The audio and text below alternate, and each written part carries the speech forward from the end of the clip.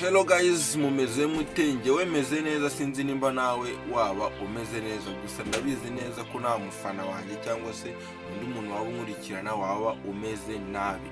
So ikintu kinzanya rero kuri YouTube channel yacu yitwa Sangwa Media TV, nayo mbazaniye inkuru nshya, inkuru nziza, inkuru nkuye rw'imisozi igihumbi.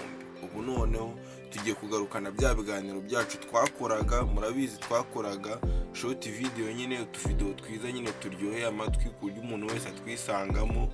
Niyo mpamvu harakabaza nyine kari karajemo bituma nyine tudakora cyane nkuko byari bisanzwe. Niyo mpamvu rero mumaze iminsi mubona ndi gushyiraho behind the scenes z'ukuntu tuba twakoze amakomedi, amafilimi, utuntu nyine indirimbo nyine behind the scenes nawe urazumva. Uyu munsi noneho behind the scenes twazikuyeho, tujya kujya ducishaho ikintu bita ibiganiro n'ubundi nk'ibisanzwe nkuko wagendaga hanyuraho ibiganiro. So ikintu rero usabwa ni igiki muvandimwe nkurikiye hano kuri Sangwa Media TV?